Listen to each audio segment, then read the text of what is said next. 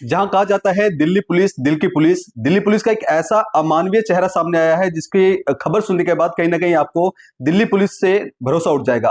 दरअसल मामला आपको बता दें कि संगम विहार थाना क्षेत्र इलाके का है, जहां पर एक नाबालिग लड़की बीते 3 मई को पीड़ित परिवार का कहना है कि उसका अपहरण कर लिया गया था।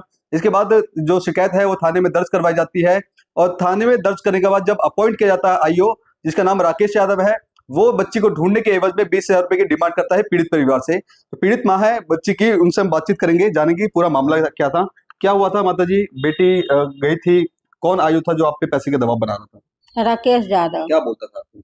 बोलते थे तुम 20,000 रुपया दो, तब हम लड़की कने ढूंढ के लाए। किस चीज के लिए 20,000 रुपए मांग रहा था? ढूंढने के लिए कने लड़की आपकी को। बेटी को ढूंढने के लिए? हाँ। बेटी कब गायब हुई थी आपकी? 3 तारीख को। 3 तारीख को हुई हाँ। थी। फिर आप थाने में गए थे, हाँ। थाने में अपॉइंट किया आईओ को। हाँ। तो आपने पूछा नहीं कि आप पुलिस मदद करने के बजाय पैसे क्यों मांग रही है? बोले ताकने की पैसा हम अरे ढूंढने का पैसा मांग हाँ, रहा है। खर्चा खर्चा करने। लगा था। हाँ, खर्चा लग गया, ऐसा बोला था। हाँ। तो इसके बाद लड़की कितने दिन बाद आपके घर पे आई? 7 दिन। 7 दिन के बाद आई। हाँ, 7 दिन के बाद आई लड़की। तो अच्छा, इसके बाद जो एफआईआर जो हुई है, जिसमें जो जो लड़का है जो आपकी बेटी को लेके गया था, क्या उसके नाम पे भी एफआईआर दर्ज हुई है? नहीं, नाम नहीं है? हुए, नहीं हुए।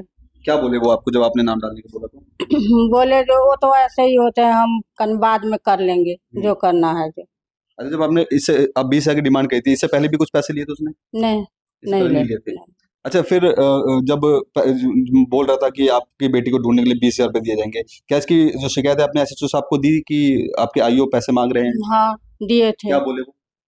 और बोले 1 रुपया नहीं कन देना है, नहीं है कन देना। इसके बाद कुछ लोग आपको धमकाने भी आ रहे घर पे? धमकाने आए थे, कन बोले जो देखो ना, मेरा तो ध्यान भी नहीं। को आपके घर पे भेजा गया था, आपको बुलाया जा रहा था? बुलाने के लिए जो कन बोले कन बतरा कन थाना के कन कैंटीन में पीछे में आओ, और वहाँ आके हम कन बात करेंगे। कौन लोग आपको बोलने के लिए आए थे? राकेश कन यादव। राकेश यादव खुद बोलने के लिए आया था? हाँ। क्या बोला आपसे?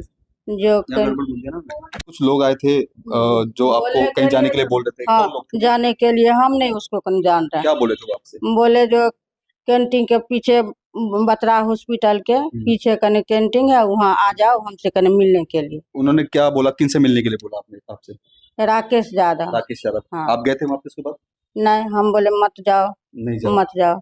इसके बाद आपको धमकियां भी दे रहे थे जो आईओ जो आयो कन धमकी दे रहा था? दे रहे थे। अच्छा, गाली गलौज भी करी थी, ऐसा सुनाई में पड़ा। गाड़ी गलंच मेरी कने लड़की के साथ कने बदतमीज करी। क्या बोल रहे थे? बोली जो वो जो भागी है, मतलब वही जब छोटी वाली बहन को उन्होंने खुला। आप लड़की के भाई? हाँ जी, मैं लड़की बोले का थे भाई हूँ। उन्होंने जब राकेश जी ने जब खुला, उन्होंने वो जब मेरी फैमिली के संग भी दबा के बदतमीजी करी पहले उन्होंने। वो जब भी थाने जाओ 4-5 दिनों तक उन्होंने कंटिन्यू हमसे एक ही सवाल पूछा गया। थाने हम जब भी जा रहे थे सुबह शाम, हमसे एक ही सवाल पूछा जा रहा था कि नाम नंबर। और वो चीज हमने पहले दिन ही उन्हें दे दी थी। और उन्होंने पुलिस का काम भी आप लोग कर रहे थे कि आपने लोकेशन भी दे दी, उसकी जगह बता दी, उसके बाद भी जाने के पैसे मांग रहे थे? हाँ, उसके बाद भी इन्होंने हमसे पैसे मांगे राकेश सर ने, हम नहीं दे पाए थे पैसे उन्हें। हाँ। तो इसके बाद फिर आपको धमकियां भी आने लगी जब आपने एसएचओ साहब को कंप्लेंट करी, इसके बाद भी आपको धमकियां आई थी? हाँ जी, हमें धमकियां भी आई थी। क्या बोलते थे वो? मम्मी को भी कुछ, मम्मी बोलो। क्या बोले थे आपको जब एसएचओ साहब से आप मिले थे? आपने इस बात की जानकारी दी कि आपके आईओ हमसे 20,000 रुपए की डिमांड कर रहे हैं, फिर वो आपको किस तरह धमका रहे थे? मत कन देना उसको पैसा। नहीं, आईओ आपको क्या बोल रहे थे? आयो बोले जो पैसा तो कने देना पड़ेंगे, तभी हम कने लड़की कने ढूंढ के कन लाएंगे। जब हम लड़की लाएंगे, जब आप नहीं तो पैसा कने देंगे। नहीं हम कन लाएंगे। हाँ, उन्होंने हमें रोज वो सुबह कभी कह रहे हैं कि गाजियाबाद की लोकेशन दिखाई जा रही है, कभी फरीदाबाद की लोकेशन दिखाई जा रही है। हमें बस पागल बनाया जा रहा था। अब आपकी बहन घर पे वापस आ गई है, अब डर लग रहा है कि जो आपने शिकायत दे दी है कि अब कोई पुलिसकर्मी आपको द्वारा से कोई धमकी ना दे, कोई किसी लड़के को ना भेजे, डर लग रहा है आपको? हाँ जी, बिल्कुल डर है सर, बहुत ज्यादा। और वो लड़का भी खुला स्टेटस वगैरह डाल रहा है, ऑनलाइन वगैरह आ रहा है। अभी लड़के को पकड़ा नहीं गया जिस लड़की? नहीं, लड़के को अभी तक पकड़ा नहीं गया। क्या मांग करते हैं आप पुलिस से, क्या कार्रवाई होनी चाहिए? पुलिस से हम यही मांगते हैं जो हमारा जो सुरक्षा कर रहे हम लोग सब। जो पुलिसकर्मी ने आपसे पैसे मांगे उसके खिलाफ क्या कुछ कार्रवाई की आप मांग रहे हैं? हाँ, हम ये भी चाहते हैं राकेश सर ने जो हमसे इतनी बदतमीजी करी, पैसे वैसे मांगे, उनके खिलाफ भी कार्रवाई हुई है। गाड़ी वाले भी थे क्या? हाँ जी, बहुत बदतमीजी करी थी। अब मैं आपसे क्या क्या बोलूँ बताओ। तो उन्होंने बहुत ज्यादा हमसे बदतमीजी। तो देखिए, ये पीड़ित परिवार का सीधा आरोप है संगम विहार थाने के एसएचओ साहब के जो अपॉइंट किए हुए आयोग के ऊपर, जिसका नाम राकेश यादव है, वो इनसे इनकी बेटी को ढूंढने के लिए 20,000 रुपए मांगे जाते हैं। जब बेटी के पैसे नहीं दिए 20,000 रुपए नहीं देते, ये एसएचओ साहब को शिकायत देते हैं कि आपके आईओ साहब हमसे 20,000 की डिमांड कर रहे हैं।